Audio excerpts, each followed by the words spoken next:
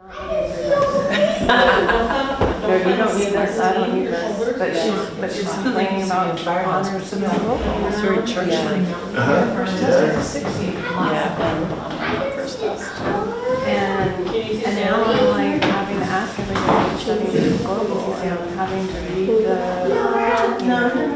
excerpts with her. Yeah. And it's like, I don't get to do I did a lot of that too, but I was like, I kind of was into it. I never learned that enough. That was great. Yeah. Oh, sure. So any classes were Right. That's yeah, it. it's a lot. Especially, Yeah. you know, Yes. I have to really stuff that out. yeah. I hear you. Have you been to the training?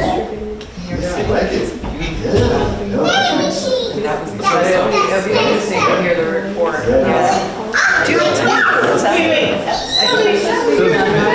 Oh my God. Okay, we're gonna have to go. That's what I figured. Okay. This is your last chance. This is your last chance. If What? you fight again, either of you, I'm gonna take you out. Okay? Okay. Sit here. Sit here. We have dinner so popular today. Did you come to the play last night? Oh, let's do some water. What about Aware. Yeah. I kind of was waiting. It's Jeremy and Mary Stewart's. That's what I was guessing from the setup, but. Yeah, and it's, it was last night. I think it's tonight and tomorrow. And which one is it? It's like a new one. It's 5 stories. Kind of Let's focus. activity stuff. Let's focus.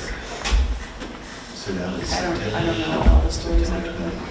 Nice. I think my friend I don't think I was aware of that. Yeah, it's like bird song.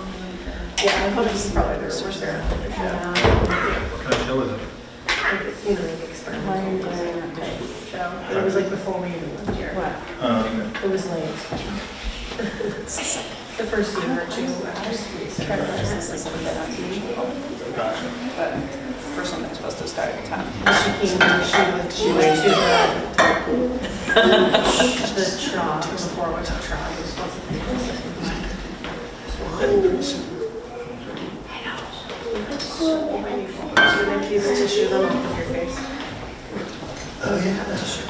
No, that's true. I do. It was kind of fun last year. Remember when we came Should be pretty soon.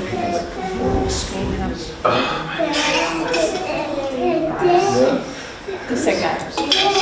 Was it because Halloween time? It was kind of scary. So, Sort do of you scary. have a guess as to what kind of vehicles are in those boxes? What are the pictures? Probably. No, better sense. If there's a lion inside of them,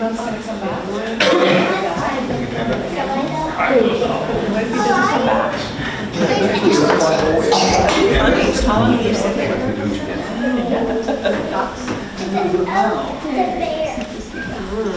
That's not good. Maybe this one.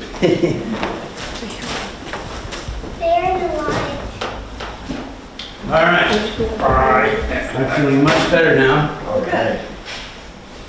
and would like to give these to you. Oh, thanks. That's so nice. We'll give them to Toby. This is a bag that is holding water so that you don't get wet holding the paper towel. I'll pour some of that water out, but I have a makeshift vase for you too. That's so thoughtful. So this is from my pollinator garden. These are cosmos, so kids and grown-ups, if you don't know cosmos, my cosmos are standing taller than me and they're blooming now. Wow. They're gorgeous. And everybody in my town passes my house because I'm on 116. You gotta go past my house to get to the police station, to the post office, to the library. Everybody passes my house. So what are they getting to see? Beautiful flowers. I'm making my community a better place, but I planted them for butterflies, bees, and hummingbirds. But I also planted them for my wife. I also planted them for me, and I also planted them for you. So happy And I smell the Halloween. basil, or is I added the African basil and the lemon verbena to give it more of an aroma. So it's pretty, and it also smells good. Yeah. Because kids, if you're a flower, either you better look good or smell good. If you're a bird, you better sing well or look good. So I mean, that's kind of the way nature works, right? Everybody's got to have their thing. So one of my favorite plants was also one of my father's favorite plants. And it comes out early. and it has these beautiful aromatic flowers. And I'm going to pull a blank on its name right now because I'm more of an animal man than a plant man. But it'll come to me about halfway through the program, and I'll tell you. That's how you know. It comes out early. It has a bloom on the tree that just, I mean, if you have one near your window in your house is going to smell like lilac. Raise your hand if you know lilac. When I bought my home, one of the first plants that I planted was lilac, in honor of my dad, but also because they smell good, they're gorgeous, and they bloom in spring, right? When we're all ready for something like that, because we get through winter, which I think is beautiful, but by the end of winter, most of us are ready for a change, right? So spring is that change. And spring is when babies are being born. It's when plants are starting to grow. I've been encouraging kids to grow plants. So kids, I had a child when I told them that I plant one tree every year on my birthday, June 3rd. I have cake and I eat it too. I say thank you to my mom and dad because without them I wouldn't have a birthday. And then I plant a tree and I give a gift to the entire world by doing that because we all live on planet Earth. And if I'm putting a tree in it, it's helpful to everybody. So I had a kid that said, I don't want to plant one tree every year, Mr. Chris, I want to plant 100. And I'm thinking this is impractical, right? But I wasn't going to say this to this little boy. This little boy was inspired. Good, that's what I want to do. And wanted to plant 100 instead of one. So did I discourage him or encourage him? I encouraged him, but that was about 2 years ago that that kid said that to me, and I've been kind of pondering it since then because I'm thinking this isn't really practical. But you know what? I've dug 300 holes in the past 2 years creating my gardens, learning about plants, and I'm not burying acorns. I'm planting plants, and some of them are trees. So I've dug a lot of holes in 2 years, 300 of them.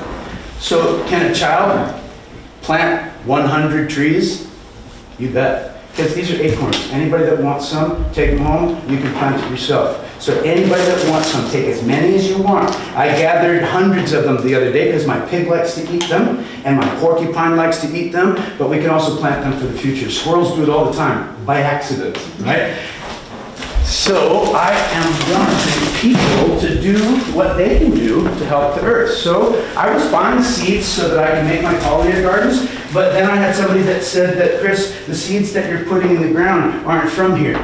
They're from somewhere else, because I was buying these seeds from Whole Foods, and not Whole Foods, but from Costco and Home Depot and Lowe's. So these seeds, you know where they come from? New York.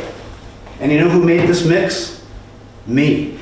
There's Queen Anne's lace in here, and I'm sure some of you know Queen Anne's lace. There's echinacea, which is one of my favorite plants, echinacea, and the goldfinches like echinacea. There's baptisia in here, and a new plant for me this year, asters. I love them, they're gorgeous. Some of them very big, and some of them so tiny.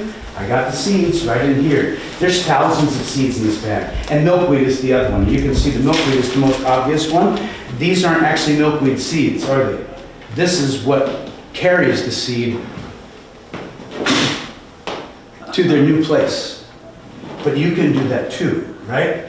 Squirrels bury acorns underground. They're not trying to plant oak trees, but kids, raise your hand if you've ever put something in a safe place and then forgot where you put it.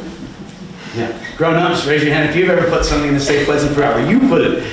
I got like 3 pairs of glasses, and my wife keeps telling me that I need a 10-pack. And why do I need a 10-pack? Because I keep asking her, where are my glasses? So kids, we're smart, we're intelligent. Squirrels, I'm not saying that they're not smart, but they're not as smart as we are, right? They have small brains, we have big brains.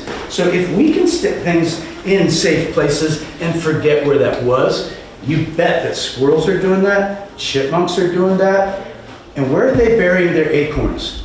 Underground. So what did they actually do when they forgot where they put it? It grows into a new tree. They're planting oak trees. Squirrels have been planting oak trees by accident for thousands of years. That's cool. People don't plant trees by accident. But raise your hand if you'd like to plant one. I hope you will. Plant more than one. I planted 300 plants the last 2 years. Part of that was my education because I'm an animal man that wants to understand plants, because guess what? They go hand in hand. You can't have one without the other. So I travel around the world. The pictures that you might have seen on the table are pictures that I took. That lion was living in Africa. That polar bear that just fell off the table was living in Manitoba, which is where I want these animals to be. He doesn't know that he comes from a place called Manitoba, but where's his habitat? In a place called Manitoba. So you're about to meet a little hedgehog. His name is Zim, and Zim is short for Zimbabwe. So can everybody say Zimbabwe? Zimbabwe. So why did I name him after a place you kids might not never have heard of? The place called Zimbabwe. When I was your age, I hadn't heard of Zimbabwe, but I've now been there 3 times. So do you think I love Zimbabwe? Yes, and I care about the people there too, and I was sad to find out that so many of them don't have jobs. This won't mean as much to the kids, but 97% of the people didn't have jobs. That means most people didn't have jobs. So I buy stuff when I go there. So these beautiful blankets, this one here, and this one here, guess where I bought them? Zimbabwe. And I didn't hurt somebody to buy them, I'm helping the artists that make them. Because I don't just care about these animals, I care about you guys. And I don't have to know people to care about them, right? If I can care about these animals, I certainly can care about you guys too. So to keep you safe and to keep the animals safe, I want people to understand what's proper as far as touching these animals. And a lot of people are learning from people how to touch. And a lot of those people that are teaching them are teaching kids that this is your touching finger or that these are your touching fingers. I don't teach this, not even to my preschool students, and I work with them regularly. I want them to understand how to use their hand, because it's what we use every day to touch each other and interact with each other. So I want us to be gentle. I know that you guys have heard that word, and I'm sure that you guys know how to be gentle, but I'm going to show you, okay? So you're going to use your whole hand if you want to touch, but I also want everybody to understand that there's only one person here today that has to touch. That's me. My name is Chris Evers. Thank you for coming. There's only one person here today that has to hold. That is the same person, me. So you don't have to do anything if you don't want to. But if you want to touch animals today, I want to let you. But show me your whole hand, please. This little animal does not want that hand in his face, nor does he want your finger in his face. This little animal doesn't understand waving, but kids are waving at him all the time. He doesn't have hands, right? So does he understand waving, or could that scare him? That can scare him. We want to do everything that can help him to feel comfortable, confident, and brave, which is my job. So who's the parent to my hedgehog? I am now, right? Because whose job is it to keep him safe? Me. Whose job is it to keep him healthy? Me. And who does that for you guys? Parents do. Welcome. How are you? I love your outfit. That's so cool. I want one like that, but it's got to be a little bigger. So show me your whole hand. And if you want to touch, this is the way we're going to do it. And I'm going to explain what he feels like too. I'm sure, kids, that you've all used a hairbrush before. Maybe not this morning, but you've used a hairbrush before, right? And if you've used a hairbrush before, you know that it doesn't hurt to brush your hair unless the person that's brushing is brushing too hard, right? So, same thing with the hedgehog. If you pet him, I've had preschool children tell me that petting the hedgehog feels like petting a hairbrush. So if you don't want to pet the hedgehog, when you go home, you can pet your hairbrush.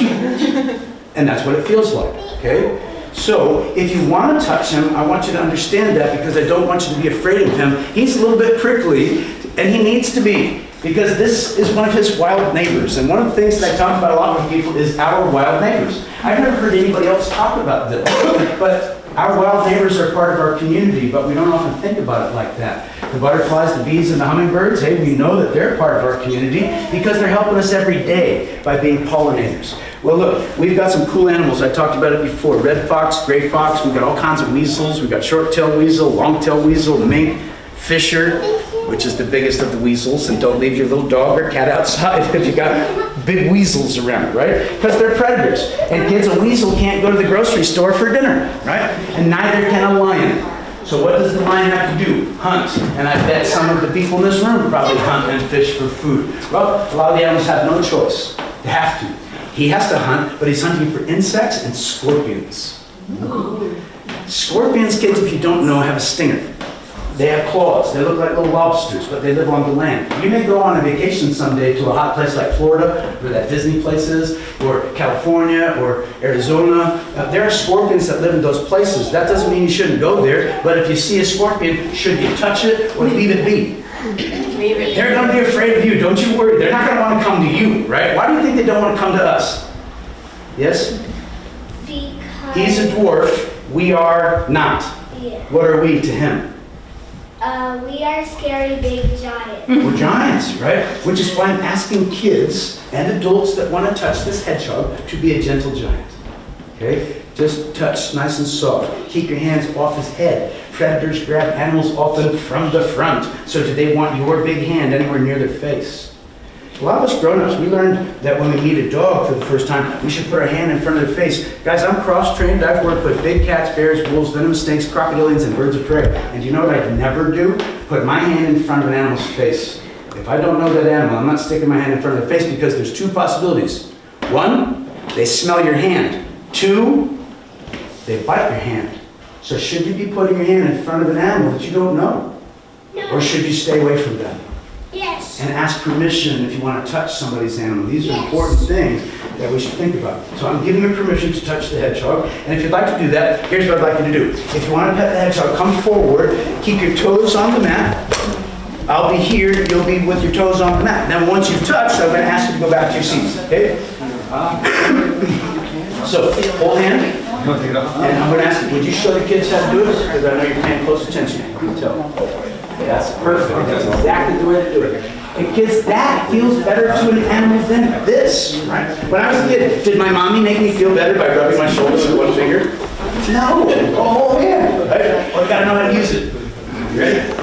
Like this. That's the way. Good. So, everybody say Zimbabwe. Zimbabwe. You don't have to if you don't want to. Zimbabwe is a beautiful place, and the last time I went there, kids, I brought home a footprint from an animal. Because I take pictures and I take footprints. You did perfect. Do it again. That was great. Awesome. You want to do it one more time? I could do this all day with you. You did great. Good job, bud. That's so Yeah. cool. So it's not that sharp. But what they will do to enhance the spine's defensive capabilities, they will eat scorpions and then lick their spines. Why are they eating scorpions and then licking their spines? Think about what are they putting on their spines that they got from eating the scorpion. But use all your fingers. You know, people are teaching kids. I don't think it's a good idea. You don't have to if you don't want to. You can just look. Just look. And if one finger makes you feel comfortable, it's not going to hurt him. You want to touch with one finger? Go ahead. But if you do one, go for all five. Try all five. Use your whole hand. Wood chips. Oh, okay. That's the way. Nice design. What's your name? I'm Christopher Matthew Theodore Evers. It's nice to meet you.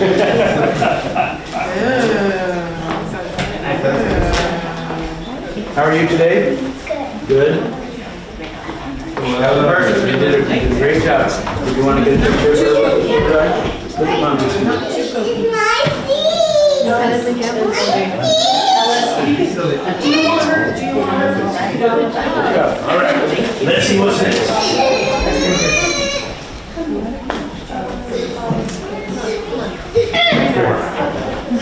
So guys, I have a porcupine whose name is Quilliam. And Quilliam is an African crested porcupine. Tell me, guys, do you have porcupines around here? I have a feeling that that would be true. In North Salem? I don't want to say no, but I think I would know if we did it. Because one of the things about porcupines is that you can find them by finding what they've been eating. Because they eat wood, which if you have porcupines up here, you probably know this. So you can see their bite marks on certain trees, and then you look at the bottom, and you see the chips. And it's pretty clear that it wasn't a pileated woodpecker, because that's another one that can make a lot of chips at the base of a tree. But it's pretty clear when a porcupine's been feeding. This is not from an American porcupine. This is from an African crested porcupine. His name is Quilliam because I like the name William and I don't have any children, but I turned that William into Quilliam because not a child into a porcupine. No, I changed the name. Right? You got that. So Quilliam has quills. That little guy has spines. He coats those spines with the venom from the scorpions that he eats. Then, if a lion comes and is sniffing at the hedgehog is going to poke the lion in the nose. It's not that sharp. You know, you just felt it. But our nose is this soft spot, and so for cats, it's even softer. But now it's not just poking the lion in the nose, but it's also got some poison. So kids, that tiny little hedgehog has to be able to somehow get rid of that guy. So how does he do it? Pokes him in the nose with a spine that's covered with poison from the scorpions that he ate. Oh, wow. That's pretty cool, right? Because that little guy, he's not that tough, that little hedgehog. He's awfully cute. And he lives with wild neighbors like this. Let's think about another wild neighbor that he would live with. Who can tell me what's the tallest animal in the world? Tallest animal in the world. Say it out loud. Say it out loud. Giraffe. Giraffe. Good. What's the largest animal on land? Whale? I think I heard somebody say hippo. That's big. I was going to get to the roundest one. That would be the hippo. But the tallest one, or the biggest one, also has a very long nose. Longest nose of any animal on the planet. Elephant. Then kids add zebras, rhinos, tortoises, pythons. I've been to Africa. I took that picture.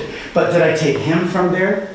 No, I'd like to bring him there. Because I wish that these animals could be somewhere else. Can anybody tell me where on earth do you think I wish they could be? If they weren't with me and I love them so much, then where would I like them to be? Where they live? That's why his name is Zim. Because I wish he could be in Zimbabwe.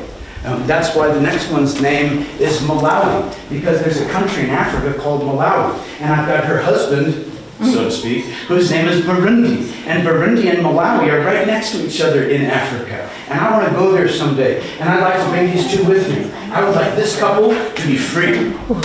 But this couple is not going to get to be free except on my property. And I've got 3 acres in North Salem. And during the summertime, my tortoises, my porcupine, and lots of other animals are outside on the farm. I love that. But where would I really like them to be? In the savannas of Africa where they belong. You know, we just had a baby born this week. It's his baby and it's her baby, but do they care? We all want them to care, right? We all want them to be taking care of that baby and living happily ever after together. But you know what? That's not the way it works with turtles. He would be alone in Africa. She would be alone in Africa. They might meet up at some point, and then they leave. The babies take care of themselves, kids. Imagine this. When we're babies, we're helpless. We can't take care of ourselves. Our parents are happy when we roll over for the first time, right? That means then we can crawl. If we can crawl, then we can walk. If we can walk, then we can run. Well, if you're a baby turtle, your parents don't need to teach you anything. You already have a shell. You already know what you need to do. You already know who you need to stay away from. You know everything when you're born. So kids, do baby turtles need to go to school? Yes. No, they learn everything before they hatch. How does that work? It's called instinct. They just know. They don't need to be taught. They know how to survive. So, she's being attracted to the red. So my guess is that that girl is hungry. And if she wants something that's red, hey, New York provides us with that, doesn't it? These apples were the other thing I was smelling while I was driving up here today. They smell so good. So, kids, my animals are eating amazing diets. Whole Foods donates produce to me every week. So I got a whole box of these cute little tomatoes. And do you think my piggy will like some of them? Yes, and if you come out with me later, you might get to see him eat some of them. So she was looking for red, so let's give her something red. Kids, one of the things that I've learned over the years is that different colored foods give us different things we need. So if you've got a really pretty salad with all different colors, that's a healthy salad.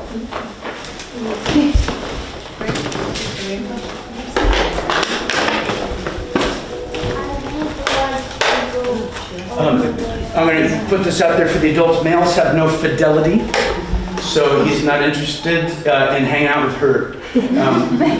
They have had their babies, and he's moving on. It's not rude, it's just the way turtles do things. But you can hang out together, can't you? So the little baby that just hatched this week, he's like 3 days old now. He's literally this big. He's this big. I didn't bring him with me today because he's so new, but next time I come, I think I will. I had a program last night, which was at a school not too far away. So I did give him an introduction to people last night. And I let the kids know that this was the very first school that this little baby was visiting. And then I let them think about a name. So Malawi and Burundi are the parents' names because those are countries. But their other baby that I brought with me last night is named Savannah. Can anybody tell me why did I name her Savannah? It'll be a question that the youngest kids won't know. You might know. I bet you do know. Go. Savannah Desert. Say it again. Savannah Desert. Savannah is at the edge of the desert. So the desert is here, Savannah is here. Savannah is a grassland. So guess what these tortoises eat mostly? Grass.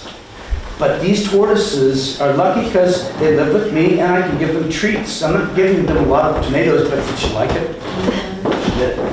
But in the grassland, they're eating mostly grass. So one of the things that I've learned in my mission to understand plants is how important animals are to spreading the seeds of plants. So how does it work? A lizard like this is a strict vegetarian. They are strict vegetarians. Kids, what does that mean? Herbivores eat plants, right? Vegetarian is what we call people that eat plants. But I think we could go further. He's a vegan. Nothing that comes from any animal goes into the body of this lizard by choice. Not my choice, his choice. Same thing with them. If they ate an insect, it would be by accident while they're eating plants. Same thing with him. So he is what we would call for humans a vegan. No honey for a vegan, no eggs, no milk, nothing that comes from animals. I think I got a sense that there is one, at least in the room. My wife and I are going in that direction, but migrating there is not an easy thing to do when I grew up a meat and potatoes kid. And what was the exciting part of the dish? Not the veg, right? So we have a friend who's Thai, and she is unbelievable at preparing vegetables that taste really good. My mom boiled them for the most part, or steamed them. I mean, so it just wasn't exciting. Nam's food, it's exciting. So kids, if you want to touch this guy, you're welcome to do it. I'm going to have you do the same thing that we did the last time. You come up, you'll stand with your toes on the edge of the mat. I'll tell you a little bit more about him before you get to touch. I had a feeling that he would come. He's kind of simpatico. So this guy, his name is Solomon, and given what you've learned so far, Burundi, Malawi, Zimbabwe, and by the way, I can't wait to go to Malawi. It's famous for music and art, and I love both. So music, art, wildlife, sign me up. I'm going to Malawi. But I got a lot of other places I want to go too. I want to go to the Solomon Islands. He lived there. He lived there. So why did they take him away from there? Kids, when I go to places, I take pictures. I also take something else that's really cool, but I'm not hurting anybody. When I went looking for a bear called the spirit bear, which is a white black bear, and there's a certain place in Canada where some of the babies are born white, like 1 in 10 of the babies are born white. I found a wolf footprint from a wolf that lives in the rainforests of British Columbia. That's pretty cool. Did it hurt the wolf to take it? No. Because we make footprints all the time. We don't need them, right? Obviously, we don't collect them and bring them home. Your parents would be impressed if you brought your muddy footprints home. They'd say, put those back outside, right? I can collect footprints and so can you. Plaster of Paris comes from the hardware store and your art class at school. You can't take that home with you, but you can go to the hardware store and buy some. If you find a footprint, could be yours, could be your dog's, could be your cat's, could be a bear, right? You can make a footprint too. I'm not hurting anybody to do this, but I think it's really cool. So I wish they had not taken Solomon from his home, but they had taken his home first. Where do you think he was living on the Solomon Islands? Where was he living? With what you just saw, was he living on the ground? Was he living underground? Where do you think you might need a tail like that to hold on? A branch? He was living in the trees. And I want everybody to pay attention to this because this is going to sound like our family, but it's very rare for a reptile to live a life like this. He did not hatch from an egg, he had live birth. For the adults, knowing what we've learned about reptiles, we learned that reptiles lay eggs. Is that true? No. Most reptiles lay eggs. Tell his mom that reptiles lay eggs, and she's going to say, no, I did not, right? And he's a lizard, so he's a reptile. Here's another thing that most reptiles don't have. They don't have the benefit of their mother and father to watch out over them, but we do. Yeah, you guys? All right. He had mom, dad, grandma, grandpa, aunts, uncles. Raise your hand if this sounds like your family. All working together to take care of the kids. My grandparents lived with us when I was a kid. Well, his did too. And then they came and they cut the trees down. I bet even, I don't know about you yet, but parents, I'm sure many of you know the book, The Lorax. I know the library's got to have it. You should have like 100 copies of that book. Right? It's got to be a backup for every time that book is worn out. I love that book.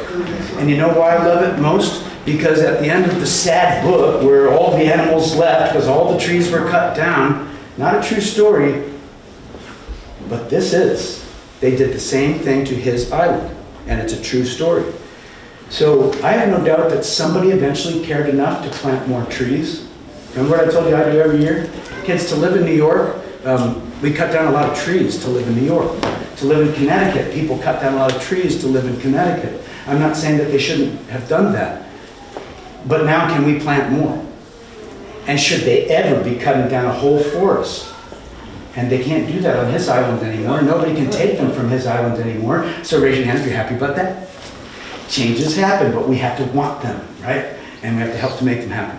So I'm doing that. I'm trying to help people to love life and recognize that every animal is important, and plants and animals, they go hand in hand. We can't live without them, right? We need them both. So if you'd like to touch Solomon, understand he was a wild animal living on the other side of the planet.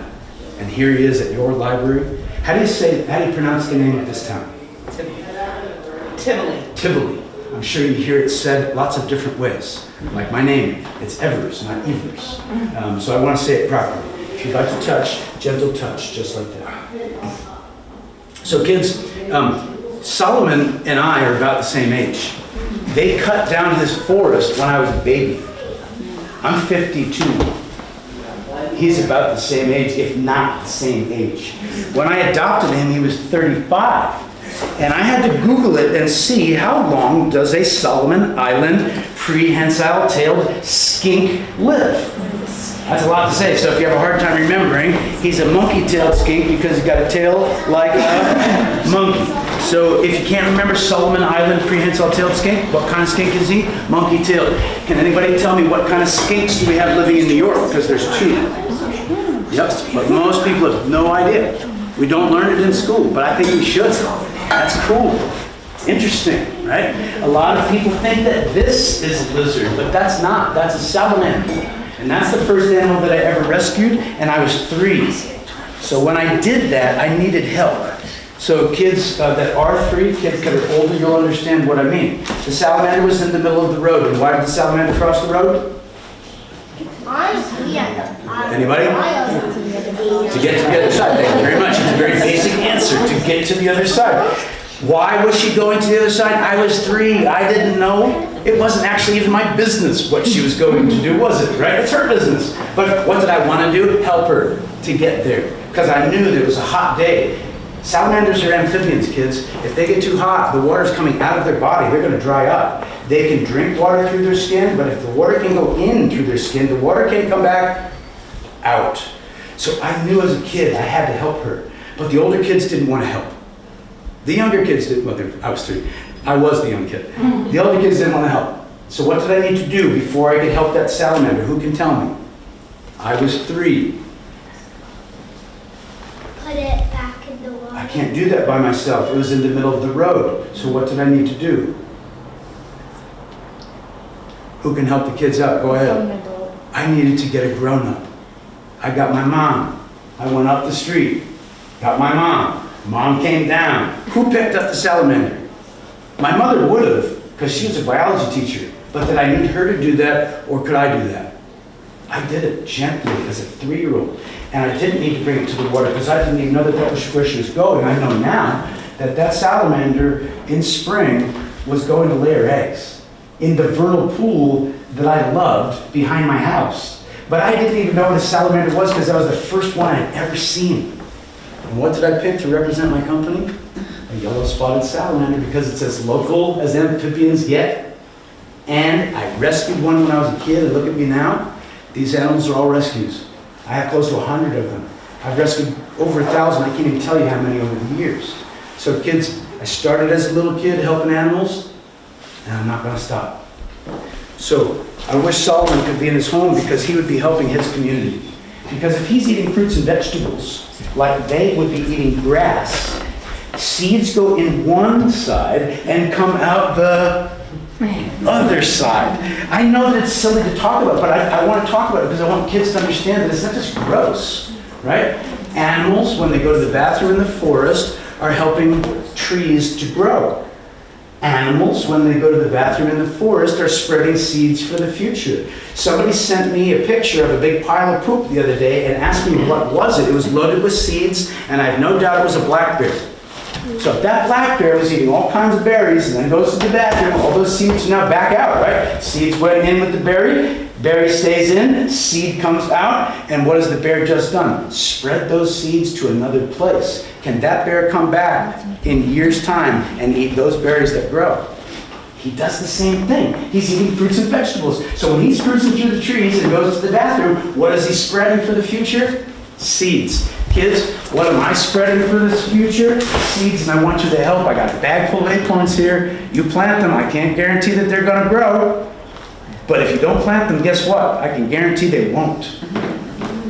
This bag of seeds, kids, I made it myself from plants that or seeds that I collected from plants right here in New York. There's thousands of seeds in there. I could make my own meadow. I want to. I just need the space. Anybody got some space?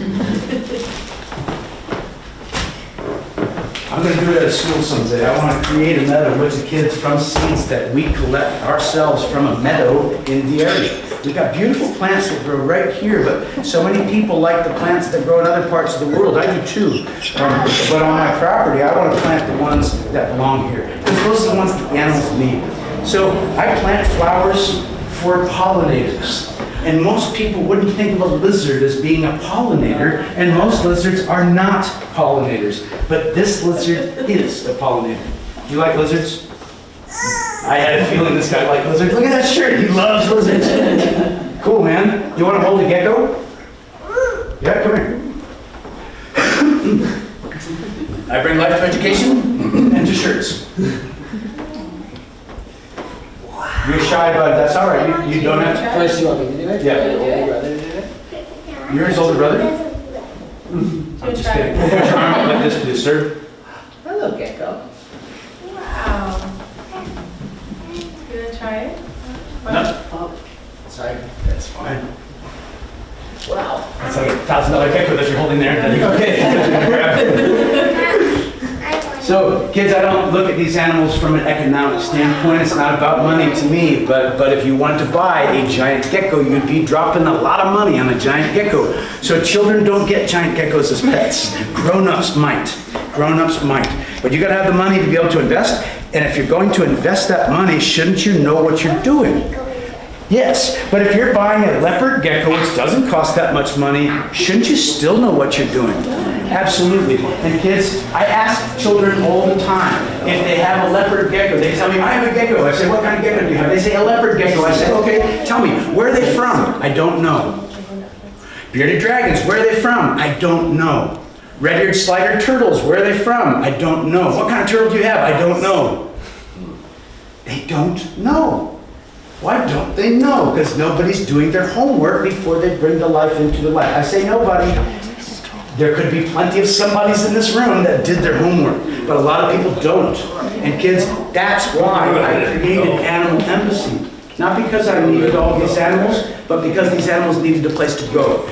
These two tortoises came from a woman that lives in Westport. I don't know her name because I didn't meet her. She went to a place where they take care of local animals like box turtles and bunny rabbits and raccoons and deer. And they dropped them off. She left them there. They didn't even know what they were. And she said, I'm not taking them home. She just left. So the guy that runs the nonprofit, the rescue, Peter, he texted me a picture of these two and said, Chris, what are they? And I said, those are leopard tortoises. And you know what he said? Would you please take them? I got a call from a young lady. Her mom passed away, sadly. She has an African gray parrot. It's 13 years old. She needs a home for it in 2 weeks' time before she moves to Colorado. Guess who's probably getting an African gray parrot? Because I want to help that girl. I feel bad for her, right? And I want to help the parrot. So in some cases, it's the animal that I'm trying to help. That woman that just left them there, that wasn't right. That was wrong. She shouldn't have done that, right? But the woman that gave me that hedgehog that I showed in the beginning, kids, she had to leave her house and she had to move into an apartment and she couldn't bring her hedgehog with her to her apartment. She was crying when she left that hedgehog with me. But she was also happy because who's going to love that hedgehog? I am. I want to keep him happy, healthy, and safe, just like she did. She was a good mom to that hedgehog. It wasn't her fault that something bad happened to her, just like this girl that wants me to help her with the African grey parrot. She needs somebody to help her. I told her, I'm going to help you, period. So if you guys want to hold or touch, I'm going to let you. The way we've been doing it is I have kids come over here. So kids that have done this already, come on over here. If you want to hold the gecko, put your toes on the mat like this. And if you boys want to do it, you can come. If you don't want to, you don't have to. That's fine. It's your choice. If you change your mind, that's fine too. So put one hand like this. Good. Put your other hand on top. Excellent. You're going to feel the claws a little bit. I don't imagine that you're going to be bothered by that. You seem pretty tough. But if you do need me to take it back, you tell me. Okay? So his name is going to sound like a dinosaur's name because a lot of dinosaurs, they only have one name. It's their Latin name, which is another language. So this one, his Latin name is Rhacodactylus leachiana. So can you say Rhacodactylus? That's his actual name. I gave him that part of the Latin name as his personal name. So Rhacodactylus is his name, but the Latin name that scientists would talk about is Rhacodactylus leachiana. So then if I spoke German and you spoke French, Rhacodactylus leachiana, you would know and I would know because it's the Latin name. But common names are always different. So we call it a giant gecko because it's known to be the largest gecko in the world. And if this gecko was on the island of New Caledonia, which is where this gecko belongs, this gecko would be drinking nectar from flowers. I'm going to come back over here to that, okay? Can anybody tell me, what is the word for a creature that drinks nectar from flowers? I know you know, so hold on. What do we call an animal that drinks nectar from flowers? I'm sure you know this, I would imagine. Don't worry, you can pull in blank, that's all right, I don't want to put you on the spot. You know? I'll give you the first part, pollen. Pollinator. You got it. This is a pollinator. Kids, most people, when I say that, they're like, really? That's a pollinator? Because what do we learn? Butterflies, bees, and what's that little bird that hums around real fast? Yes? Hummingbird. Yes. And kids, nectar is very sweet. I've not drank it myself, but I know that maple sap is very sweet because I make maple syrup. Nectar is sweet. I know it. It's loaded with sugar. Kids, think about hummingbirds. What are they doing? Flying really fast. What do you need to be able to do stuff fast? Boost. Sugar. Butterflies fly from here, monarch butterflies, from here all the way to Mexico? That's almost crazy to think about. How are they doing it? Sugar is helping them to do what they got to do. Too much sugar for us, not a good thing, right? Bouncing off the walls. What's what? Their wings. What is it? With their wings. With their wings, you got it, yep. And a little extra boost from the sugar. So did you notice the little line? You had it long enough that you probably saw that little line in the eye. You probably noticed that too. So that's the eye of a creature that comes out at night. So who can tell me the word for that when an animal comes out at night? All right, now here's the challenge, smarty pants. What about an animal that comes out during the day? And I'm just giving you a hard time. You got the answers, and I appreciate that. But this is an answer that most grown-ups can't give me either. So don't feel bad. We don't learn it in preschool, we don't learn it in elementary school, we don't learn it in middle school, we don't learn it in high school. We might learn it in college depending on what we study. Yes. Diurnal. Nice. Did you get help from a friend? No, You knew it? Yeah. Good for you. Because most children don't, and I'm going to tell you, most grown-ups don't either. I've had a lot of teachers say, I learned a new word today. I don't understand why. Preschool kids learn the word nocturnal before they graduate to kindergarten. They learn the word hibernate before they graduate to kindergarten. They don't know what it means, but they know the word.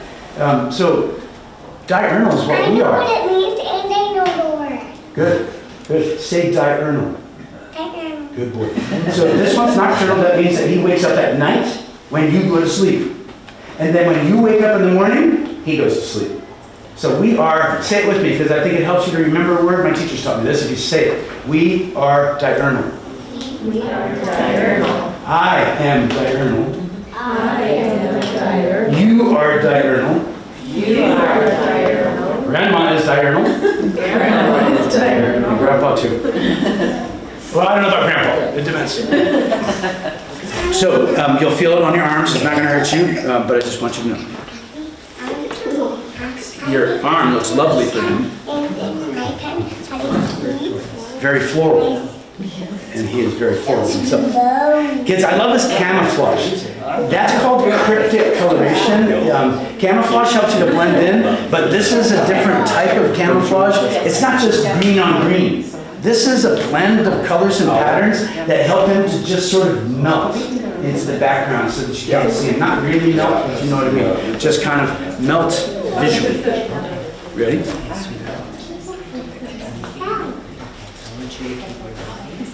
Oh, I got a little treat for him. Maybe my friend would like to feed him some banana. Would you like to do that? Or would you like if I feed you some banana? I wouldn't do that. I got 2 cases of bananas from Whole Foods this week. I got you. I got 2 cases of bananas from Whole Foods this week. They donate produce to me every week. I get so much produce from them. We're donating produce to a pig rescue in Parkville, New York. And then we give produce to another animal rescue in South Salem, New York. So Whole Foods is giving me so much food, I can't feed it all to my animals. They're not giving it to me for me. There's nothing wrong with this banana. But did they give it to me? Or did you give it to them? You give it to them. Correct. Would you like to give a little too? Yeah. Want to hold that? So, Oh, yes, he likes it. you like that, huh? So they don't just drink nectar. You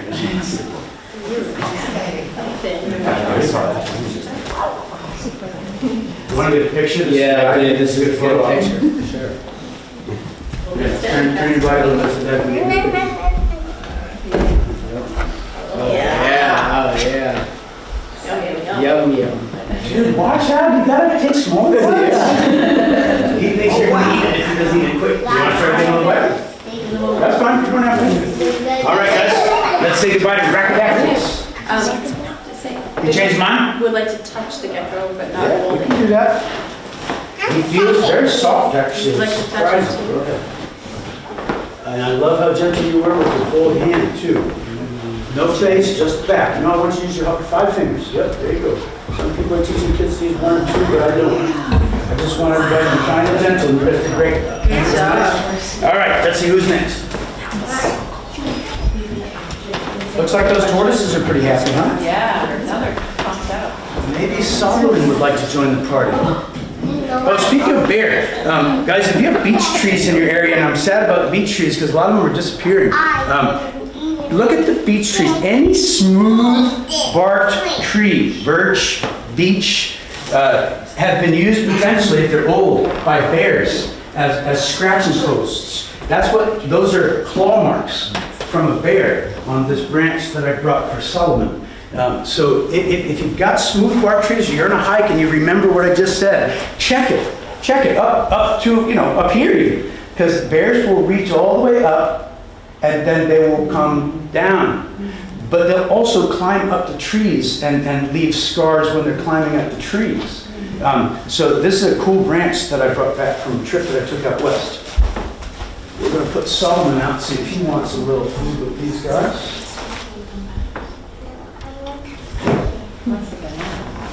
Oh, he loves banana. He does.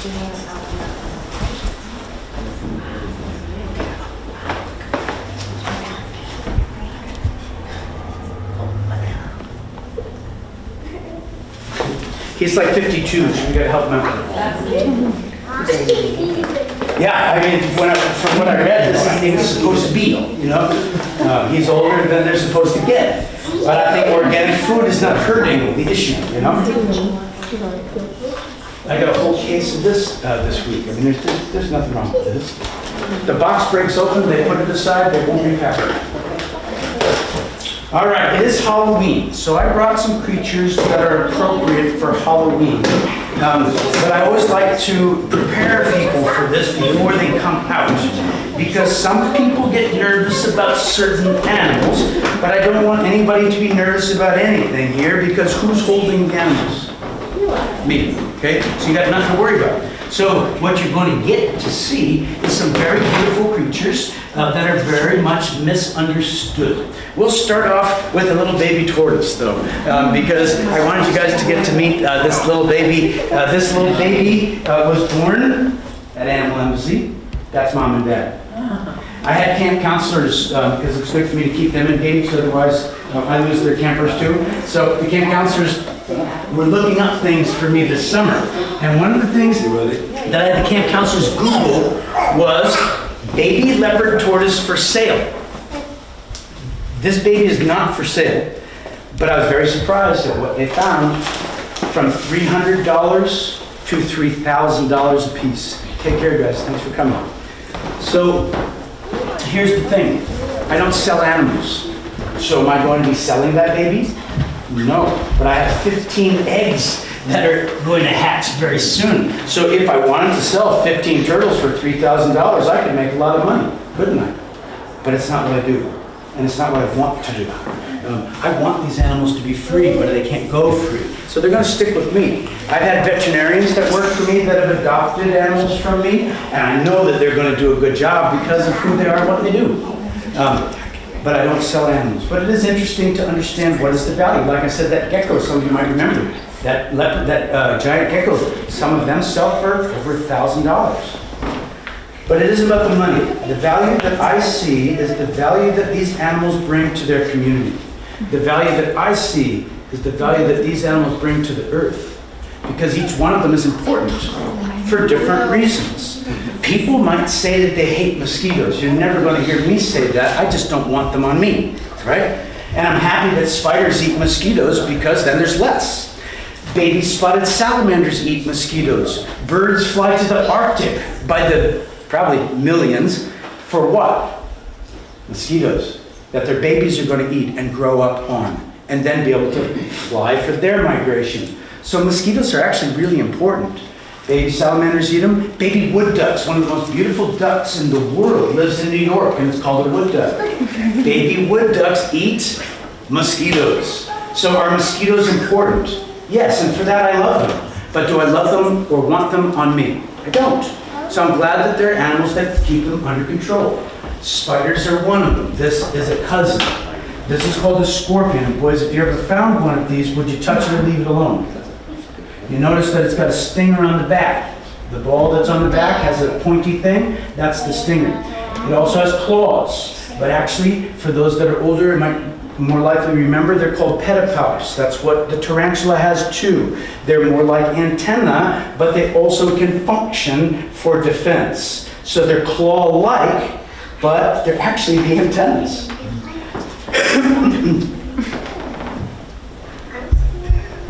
So this is an emperor scorpion, which is one of the largest.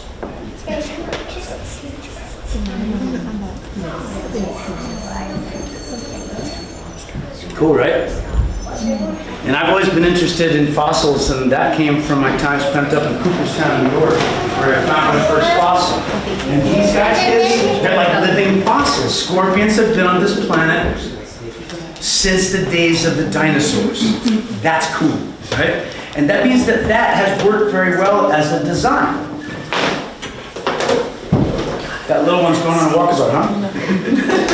This is good for that little one. That little one hasn't been coming out much. That was the baby of the family until the tortoise was hatched this week. Now the new one is the baby of the family. So this one's stepping up to the plate and coming out. But you can see, clearly not afraid, huh? But the little one that just hatched, hiding in its shell, right? Smart.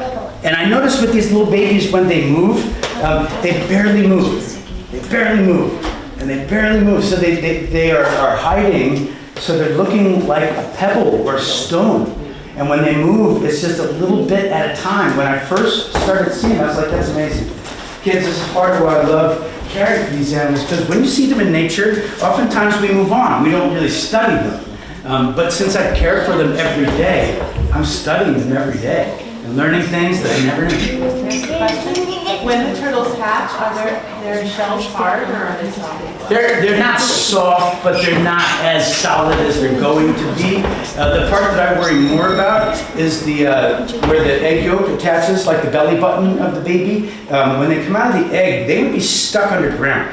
They're not getting out right away. So I think that yolk sac is buying them the time that they need to get out. I have not read this, but it's just what I believe. Because every time my redfoot tortoises hatch, that's leopard, but every time I redfoots, there's a yolk sac about that big and about that. So they're like wobbly, they can't even sit. And I really worry that that's gonna burst or bacteria is gonna get in. It's a direct conduit to the body at that point. So I have to give them 3 or 4 days I have a setup so with paper towels and onions or mountains of paper towels, so they're kind of just stuck. Not really stuck, but they can't move too much. Yeah, it's an amazing process that I've gotten to be a part of. And specializing in being able to do that has enabled me to hatch turtle eggs from New York that need to get back to nature. And one of the batches was diamondback terrapin, which is very rare. And I hatched all 13. So I was thrilled. The first time I did that, I was a kid, and it was the first eggs I ever hatched, and it was diamondback terrapins, and I hatched all 12. I rarely ever get 100%, but with my 2 batches of diamondback terrapins, which are the most rare turtles I've ever worked with. And probably that's part of it, is I probably coddle them more than I do the others, is my guess. But all right, let's see what we got. This is Charlotte. That should help you. Yes, ma'am? You have a question? Go. What was it? Do you have Draco lizards? I don't know that kind of lizard.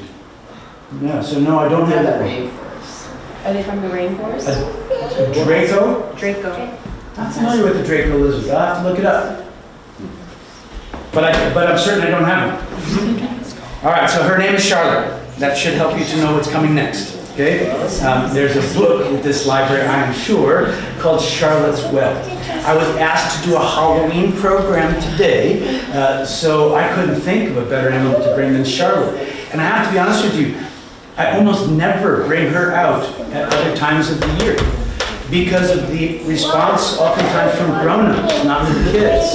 And the things that grown-ups might say when they see her that I don't want kids to hear. So I don't bring spiders. Halloween gives me the perfect excuse to bring my scorpion, my spider, my snake, and if anybody says anything negative, hey, it's Halloween.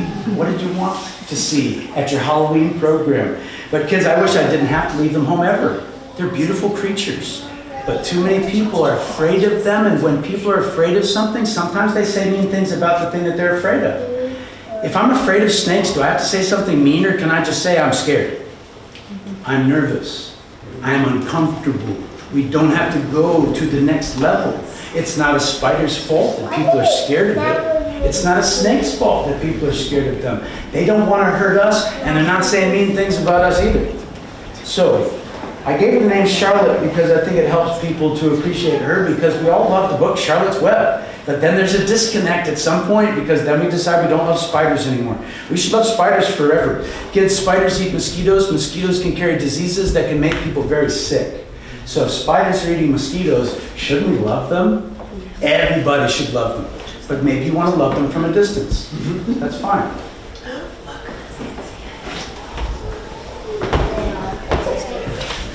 Sort of like that. Love the tiger, but love the tiger from a distance, right? There are 3 of us riding on an elephant when I took that picture. Was she happy to see me? No. And was she looking straight at me? Yes. And was I nervous? You better believe I was. The man that drove the elephant by tapping with his feet, 2 feet to tell it to go forward, right foot to tell it to go right, left foot to tell it to go left. When that picture was taken by me, what do you think that man was telling the elephant to do? Back up. And the words I'll never forget, different language, but I'll never forget it. Pichelo. And he said, Pichelo, Pichelo, Pichelo. That tiger could have hurt us, but she didn't. Did she want to hurt us, or did she want us to leave? She wanted us to leave, and she told us to do it by showing us every one of her pearly white teeth. Kids, Charlotte has 2 teeth. We call them fangs. They're not really teeth, but fangs. Those fangs would be what she would bite with if she wanted to bite. She doesn't want to bite me, and she doesn't want to bite you. If she felt threatened, you'll notice that there's a little brown patch on top of the abdomen on the back. Well, those little hairs there, hold on just a minute, those little hairs there will go up into the air when she rubs with her back legs. If a raccoon, or in South America, coatimundis, which are raccoon-ish, if they get a tarantula, the tarantula is going to be rubbing its abdomen to throw those hairs in the air while the predator is sniffing the prey. Those hairs are going to go up the predator's nose or in the predator's eyes. So now the predator's eyes are itching and the nose is itchy and the predator's sneezing, and what's the spider doing? Biting or running? Running. But a lot of people would say biting, like they want to. She doesn't want to bite, right? That tiger didn't want to bite. She could bite, and so could that tiger. But do they want to bite us? It's a bad idea. You know why? People can be dangerous too. Who's made tigers disappear? People. Who steps on spiders? People. And it shouldn't be everybody. It shouldn't be anybody, right? So Charlotte helps me to help people to understand that they're not bad guys. I think they're very pretty. But if you're scared of them, it's hard to see that. And if you don't learn about them, it's hard not to be scared. Because there's lots of other people that are. And lots of grown-ups that say they're gross. And if kids hear grown-ups say that something is gross, what do you think the kids are going to grow up to say? It's gross. So I'm here to tell you, I love Charlotte. I think she's beautiful. And I wish that she could be in Chile, where she belongs. Chile is a country. She doesn't know about that. She doesn't vote for the president. And neither will you today. Yes, sir. I love tarantulas. Fist bump me, my friend. You too. I love it. You love tarantulas. So I'll bring her around one more time, and then I'm going to show you her fangs. Okay?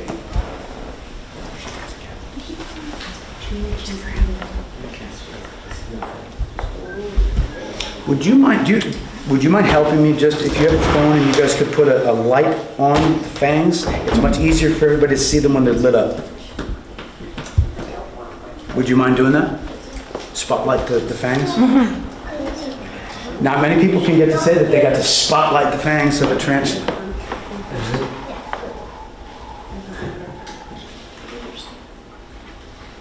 Okay, so shine it so that these guys can see.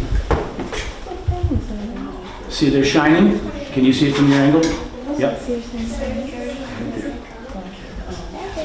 Cool. Thank you. Let's move on. Show mom. This is mom. Sorry. You're clearly well connected, that I can tell. Okay, ready? Get right in there. Yeah. Cool, right? Hey guys, no, she's not struggling to get away from me. I'm not hurting her. I'm holding her carefully. Do you want to see her? Yeah. You good?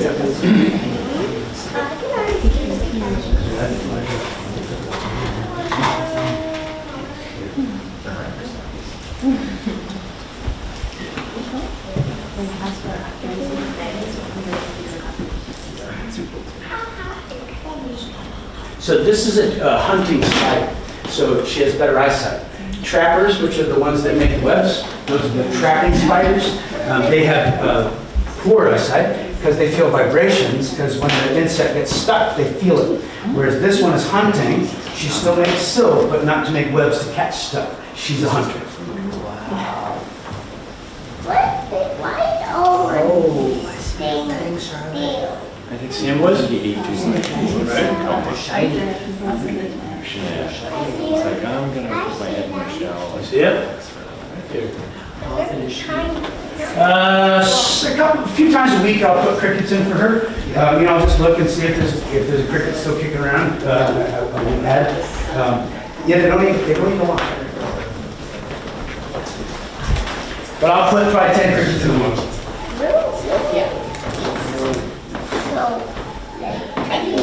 All right. Well, I don't think it would be a Halloween program without an animal that doesn't have any legs.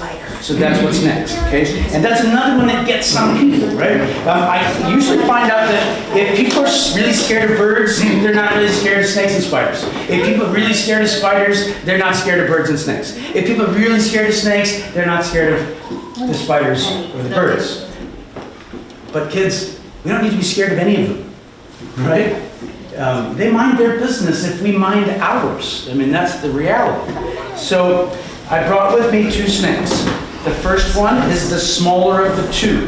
The first one's name is Amor.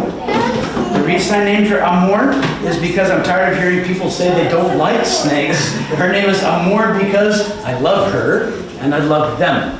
New York has 17 different kinds of snake. If you were to learn only 3, I would suggest you learn what does a timber rattlesnake look like, what does a Massasauga rattlesnake look like, and what does a copperhead look like, because those are the only 3 venomous snakes we have in New York, and none of them want to hurt us. Why do the rattlesnakes rattle their rattle? To tell us to go away, right? Why did that tiger show me her teeth? To tell me to go away. This one. To tell me to go away. So look, they don't want to hurt us. And kids, here's a rhyme that I want you to remember. So if you hear somebody say something like, I don't like snakes, give them a reason to like them. And here it is. Snakes eat mice and rats. Mice and rats carry ticks and fleas. Ticks and fleas can carry disease. So spiders are eating mosquitoes that can make us sick. Snakes are eating mice and rats, which carry ticks and fleas that can make us sick. And these are the 2 animals that I hear people say they don't like the most. We should love them. We should just love them from a safe distance, like the tiger. I love her. I don't hear people say they hate tigers, but nobody would get close to one because it doesn't make good sense. So let's be safe, and let's help them be safe. And I hope grown-ups will say, I'm uncomfortable, I'm nervous, because every time we say we hate something, helps somebody else to hate it too. And what do people do to things that they hate? They don't take care of them, I guarantee you that.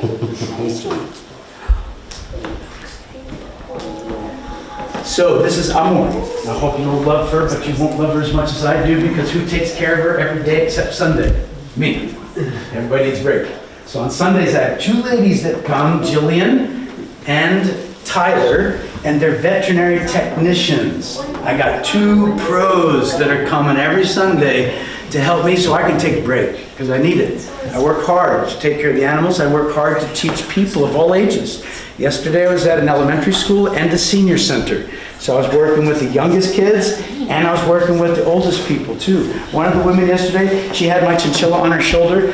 I have no doubt she was over 100 years old. And I put a smile on her face. And you know what? That makes me smile.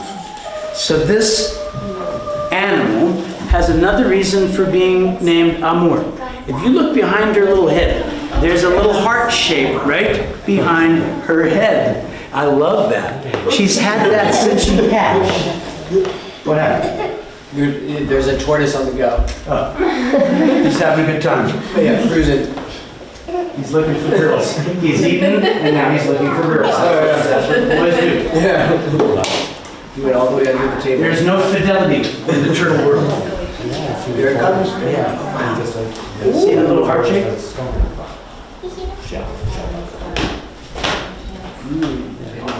Oh, I see the heart. Yeah, so a lot of people say that snakes are smelling with their tongue.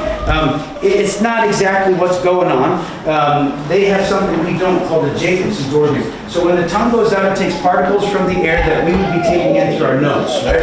It takes them in through the tongue. Then it brings them in and puts those into the Jacobson's organ. If there's more of the particles of the mouse on the left side, then which direction does the snake need to go to get to the mouse? Left. If there's more of the mouse particles on the right side, which way does the snake need to go? Eventually there's going to be an equal amount of particles on left and right, and that means the snake needs to go straight. That's without seeing anything. This is amazing, right? They're tasting what's in the air, but too many people just try to simplify it and say they're smelling.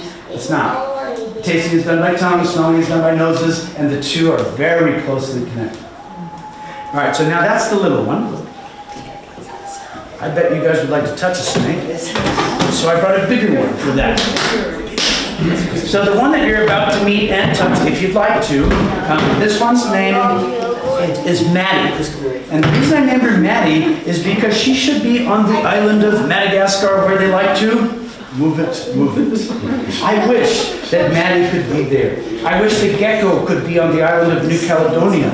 I wish that Zim, the hedgehog, could be in Zimbabwe, and that the tortoise family could be in Africa where they belong. I wish all of these animals didn't have to be with me, because I really, really, really wish that each one of them could be free. I wish these animals could be where? In their natural what? I wish they could be in their home, which is their habitat. And if they were in their habitat, would they be making it worse or better? Sometimes people make it worse. Raise your hand if you want to make it better. I think we can do it. I know we can do it, actually, because I'm doing it on my property. I have a nesting box for wood ducks on my property so that I can have a wood duck family, and then those babies are going to eat mosquitoes. I have an owl box, 2 of them. One for barred owls, sounds like this. They eat rodents, which carry ticks. I want that family living on my property. Screech owls. They don't sound like other owls because every owl says something different. Screech owls are about this big. They're going to be really good at eating those mice. So I put up a screech owl box so I could have a screech owl family. Kids, I want to do whatever I can do to help nature, but isn't nature on my property also helping me? I got animals that are eating mosquitoes. I got animals that are eating the rodents. And so it's good for both of us. So this is what I'm trying to help people to see. So we got 2 last animals here today. This is Maddie. She should live, as I mentioned, on the island of Madagascar. She is a boa constrictor, which, if you know boa constrictors, which probably in this audience there may be somebody that does, if I tell you that this one comes from Madagascar and you know boa constrictors, that's going to sound strange. South America and Madagascar are very far away from each other. A whole ocean separates them, and part of the African continent, because Madagascar is on the other side of Africa. So how did these guys get there? Some people think that people brought them there, but that's not what happened. It happened so long ago. It wasn't that people brought them there. I think it happened so long ago that the earth looked very different back then. Everything was connected. And if you look at a map, you can see where South America and Africa would have come together like a puzzle. I think that's when these guys left South America. Slowly left South America.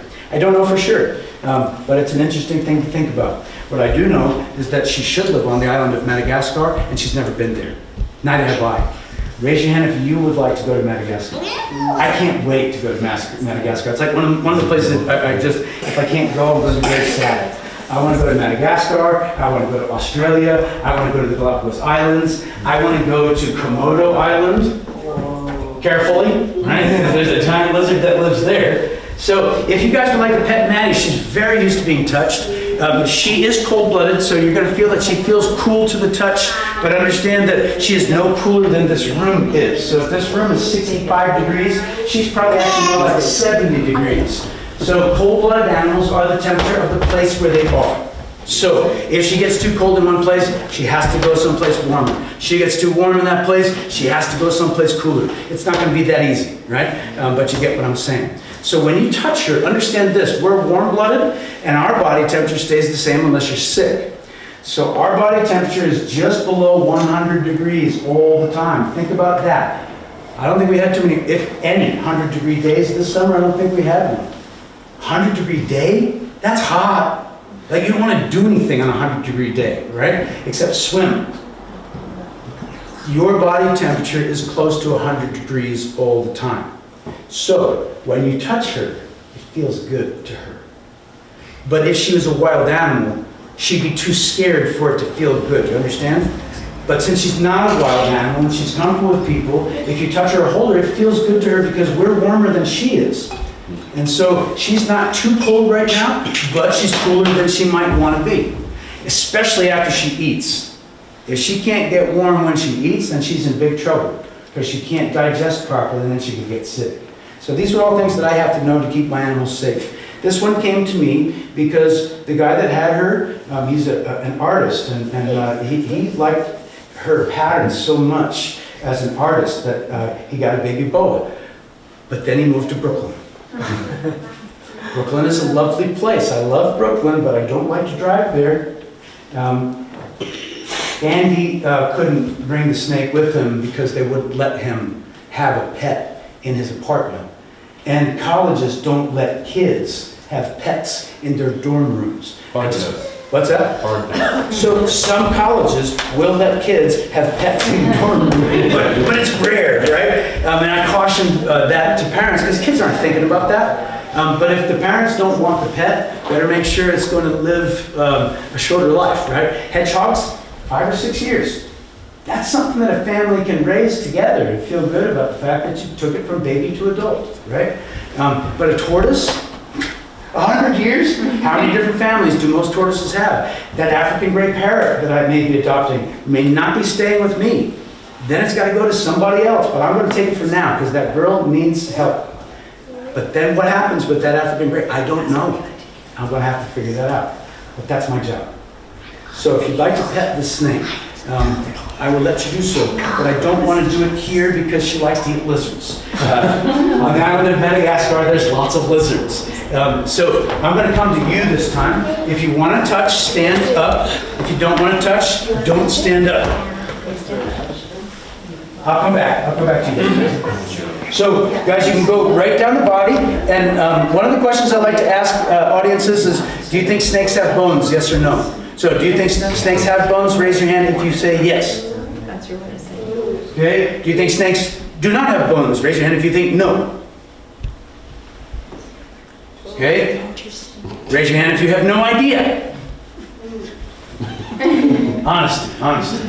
Grown-ups, I don't know that you raised your hands. Oh, we're just distracted. Let's try again. Raise your hand, grown-ups and kids, if you think snakes have bones. Okay. Raise your hand if you think snakes don't have bones. Raise your hand if you have no idea. So those of us that took biology, we know that snakes are reptiles. Reptiles are vertebrates. By definition, if you're a vertebrate, you have bones. So they have a backbone that goes from head to tail, ribs that go all the way down the backbone, a skull, like we've got a skull, teeth like we've got teeth, but in the case of a venomous snake, they would also have fangs. She's not venomous, she doesn't have fangs. And she doesn't want to bite anybody for sure, because she's very used to people. But kids, if you find a snake outside, if you pick it up, what do you think is probably going to happen? You're almost definitely going to get bitten. Because they don't know us. They're going to be scared. They're not bad, they're not mean, but they're scared of us. And for good reason. A lot of people do mean things to them or say mean things. So let's please be nice and gentle when you touch. Go right down the body like that. I'll come to you guys at the end. Go.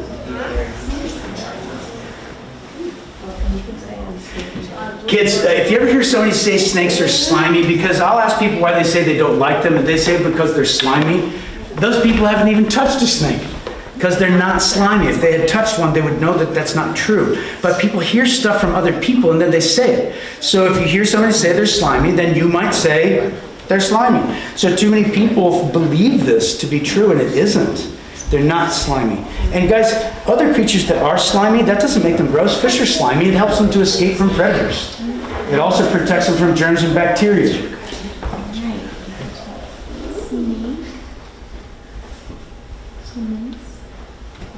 I love the patterns.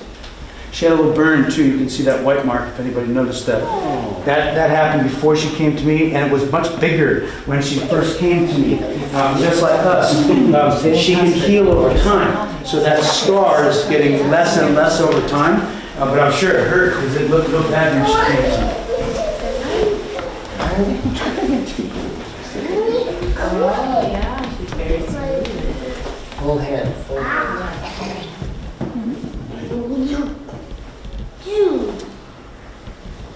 Gosh, that's such a cool shirt. I can't get over it. I love it. I want one. I want pajamas like that. She's looking at you. When to put her away, the male twist. Ended into a nasty one. What's that? Just noticing that, yeah, he's gone well back. Yeah, he's probably going to take a nap. You know, being in the middle of any place is not normal for a tortoise that lives with lions and leopards, right? So being out here psychologically is not comforting to them. So after they're done eating, they want to go and find a place to chill out, away from the prying eyes of predators. All right, last animal, unless you want to come out and meet a pig at the end. So the last one that I thought would be appropriate for a Halloween program, I think about nocturnal animals, I think about snakes and spiders, because we think about things that are scary, and those are animals that I think are often associated with Halloween. Well, another animal that I kind of think about in relation to Halloween is a creature that we think is nocturnal. Most people believe that owls are nocturnal. But most of us in preschool learned that frogs are what color? Say it out loud.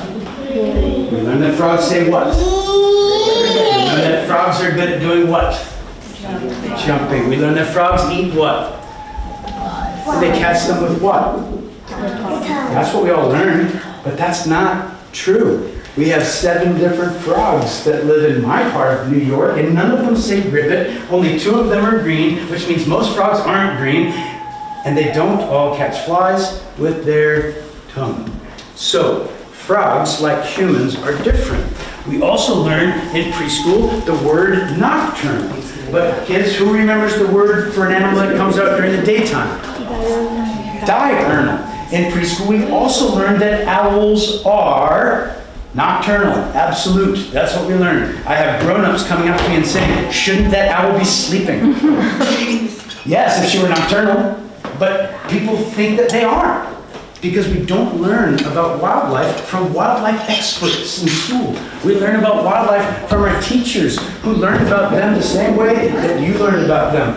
My teacher learned that frogs are green. So what did my teacher teach me? That frogs are green. Even as a 3-year-old kid, I knew that was not true. But I didn't say so because I was respectful. But I'll say it now. And I work with a lot of preschools. So a lot of preschool teachers are now learning the truth about frogs, and then they can teach children the truth about frogs. So can everybody say diurnal again? Diurnal. Now I want to teach you a new word, because this owl is not nocturnal. She isn't really diurnal. She likes to wake up early in the morning and late in the day. So she skips the tropical sun. She skips the hottest part of the day. Anybody know the word for that? Crepuscular. Nicely done.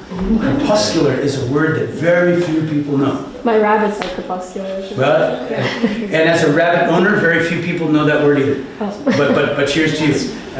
So, guys, very quietly, can everybody say, Inca, step up when I count to 3? Very quietly. Henna? Yeah, I'm talking to you, baby. Okay, on the count of 3, Inca, step up. 1, 2, 3. Inca, step up. It's not all about you, chicken.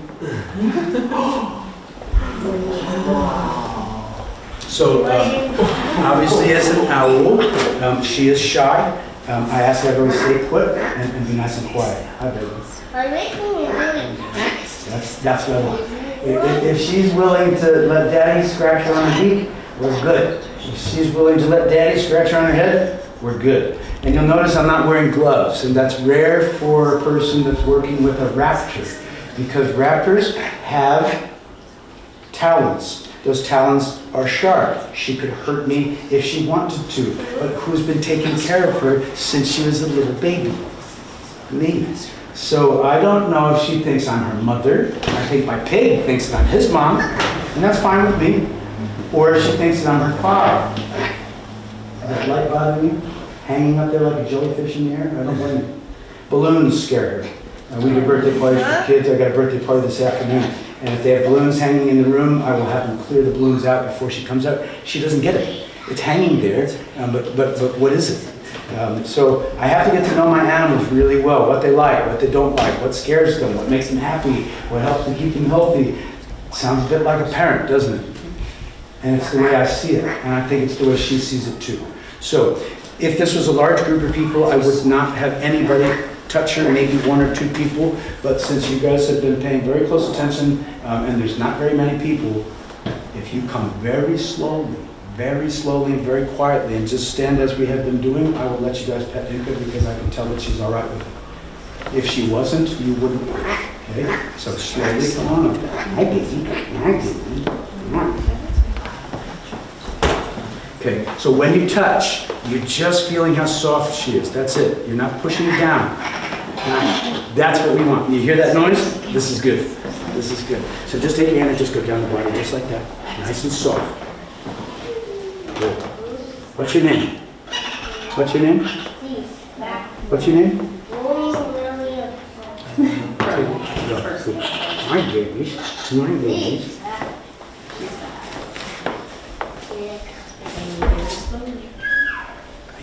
Did you get this? Not the head, please.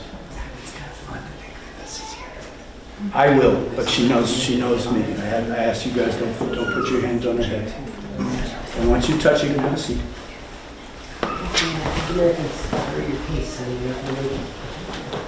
Perfectly done. So her name is Inca, after the people that built a place called Machu Picchu. And I would like to go to Machu Picchu someday. Nice and soft, nice and gentle, don't push her. So she's never been free, she never gets to go free, but I'm at least happy that she's with me, right? If she can't go free, I'm very glad that she's with me.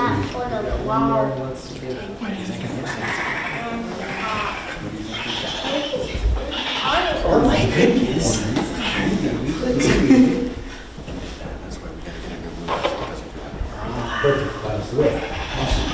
Well, guys, that's what I've got for you today. The piggy is with me because I'm in a beautiful part of New York, and I got a couple hours between my next two programs, so the chicken, the pig, and I are going for a hike. Not an aggressive one, but if anybody has an idea of a good place, I don't know this area, but I always like to take Cooney the pig to a place where there's a lake or something, and where there aren't a lot of people. Because traveling with a pig, it's hard to get anywhere when there's humans around. Because everybody wants to know about this pig. And if you want, you can come and see him, but they're going to let him out so he can pee before we go. His name is Kuni. He is a Kuni pig. This is the pig of the Maori people from New Zealand. Kids that have seen the movie Moana know a little bit about the Maori people because Maui, the big dude, he's a Maori warrior, but in real life, stretch Maui out a bit. He'd be taller and strong. Then the piggy is named Pua. Pua means pig in Maori language. And the pig that I have is a Kuni pig, and that's what kind of pig Pua is. So I have that same kind of pig, but mine is not a cartoon. There's a real pig out there, and I'd love if you want to come meet him, you're welcome to do it. But I need to get all this stuff out of here before he takes his leak. So thank you all for coming. Thank you to the library. Happy Halloween, happy fall. If you want to try to grow an oak tree, you can take a handful of these acorns because I can collect more. This is a big year, I think, for the acorns, the oak trees. Every once in a while, they just dump a tremendous amount of seed. I think this is that year. So if you want to take one and plant it in the ground or plant it in a pot, sure, you can try that. And then if it starts to grow, you can plant it in the ground. It's up to you. You guys take as many as you want. I wish that you will. I hope that you do grow a tree. Thank you guys. Thank you so much. Thank you. My pleasure.